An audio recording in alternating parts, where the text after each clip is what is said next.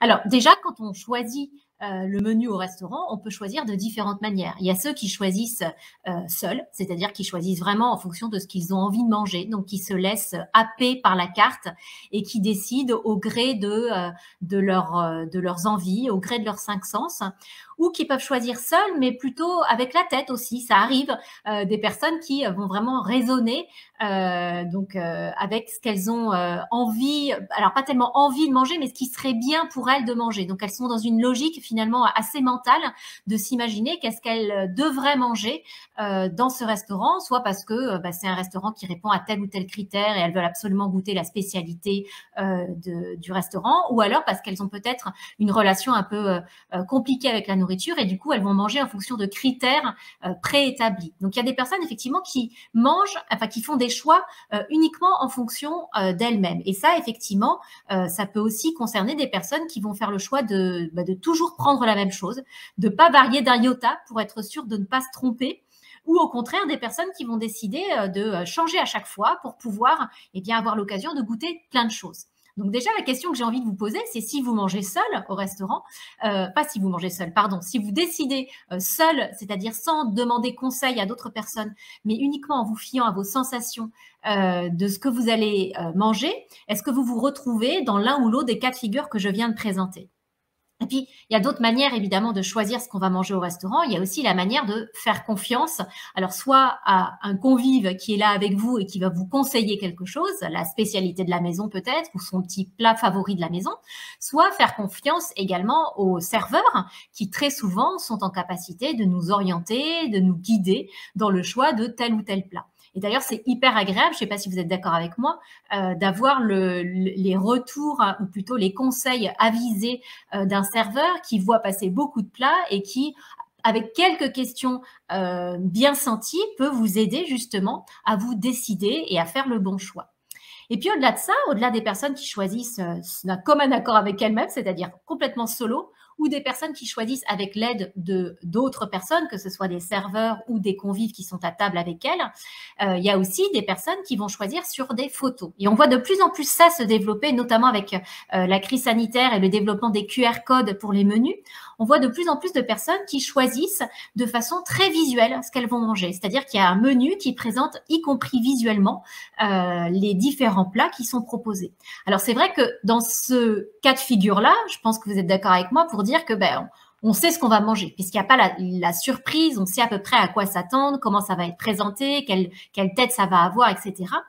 Mais l'inconvénient, moi, que je trouve à ce genre de dispositif, c'est que on sait déjà tout à l'avance. Il n'y a pas la surprise, vous savez, comme la cloche qu'on lève au restaurant avec cette espèce de waouh où on découvre le plat au moment où il nous arrive vraiment devant les yeux. Donc, on n'a pas cette surprise-là, effectivement, quand on choisit sur photo.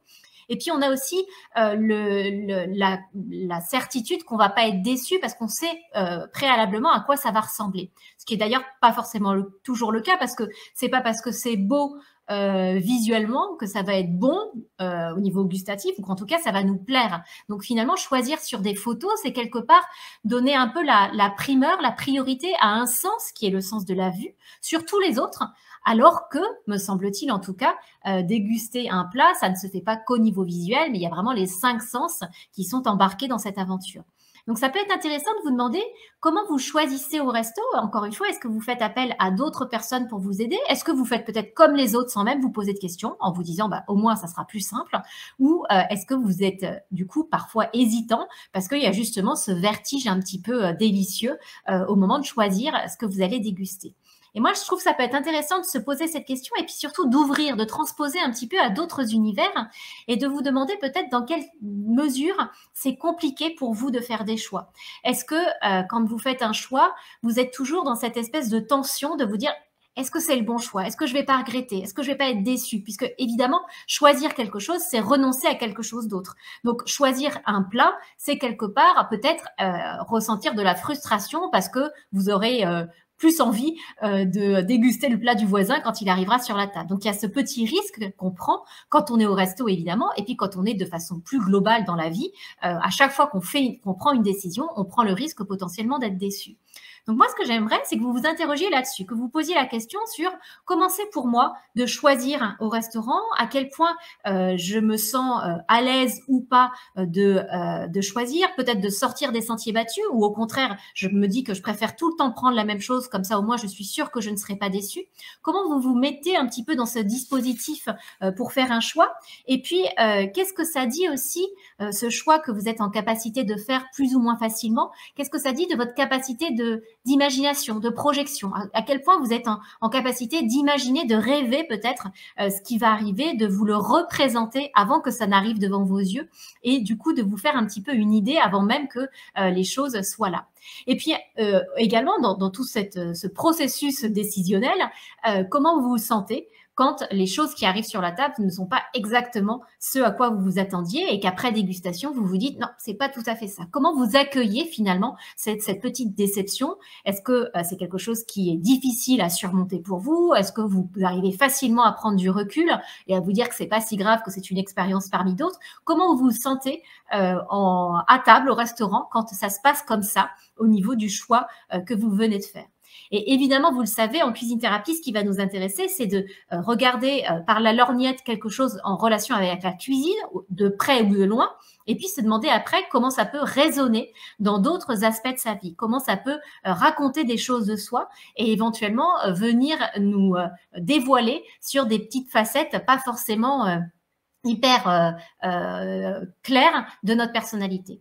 Donc n'hésitez pas à me dire ce que vous en pensez dans les commentaires. Moi, comme toujours, je prendrai un grand plaisir à vous répondre. Je vais vous mettre aussi en commentaire un article que j'avais écrit il y a quelque temps sur le sujet pour vous aider peut-être à approfondir un peu cette question. Sophie qui me dit au restaurant, le plaisir est gustatif avant tout et vous êtes à l'aise apparemment pour choisir un plat que vous ne connaissez pas et que vous aimez.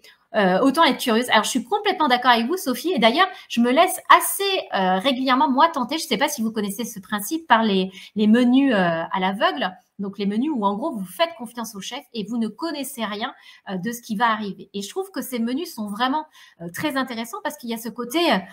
oui, se laisser embarquer dans un univers. Alors, de temps en temps, en ayant quand même spécifié vraiment les choses que vous ne pouvez pas manger. Si, par exemple, vous êtes allergique à quelque chose, vous prenez le soin de l'énoncer au serveur qui vient prendre votre commande avant. Mais je trouve que c'est vraiment intéressant parce que ça nous permet de nous forcer, entre guillemets, à la découverte, de nous emmener vers plus de curiosité et de nous aider finalement à franchir un petit peu le cap et à sortir de ces sentiers battus. Et ces menus découvertes, je ne sais pas si certaines des personnes qui nous suivent aujourd'hui les ont testés, mais moi je trouve que ça a vraiment cet avantage de nous aider à prendre des choses qu'on n'aurait peut-être pas spontanément prises au restaurant et du coup d'ouvrir un petit peu les écoutilles par rapport à ça. On sort de sa routine pour Sophie et c'est assez agréable complètement, Sophie. Après, ce qui est intéressant aussi de noter, c'est que pour certaines personnes, au contraire, c'est pas du tout agréable et c'est OK aussi de partir comme ça à la découverte sur un menu dégustation à l'aveugle. Donc, c'est vraiment, encore une fois, des questions que je vous invite à vous poser en votre âme et conscience, en prenant vraiment le temps. Comme toujours, il n'y a pas de bonne ou de mauvaise réponse. C'est juste des éclairages qui peuvent être intéressants pour mieux vous comprendre et mieux comprendre comment vous fonctionnez, quelles sont vos façons d'aborder les choses dans la vie, donc en cuisine et beaucoup plus largement au-delà de la cuisine. Donc, n'hésitez pas à me dire encore une fois ce que vous en pensez. Je vous répondrai avec grand plaisir. Et puis, je vous poste l'article dont je viens de vous parler pour vous permettre de prolonger un petit peu cette réflexion.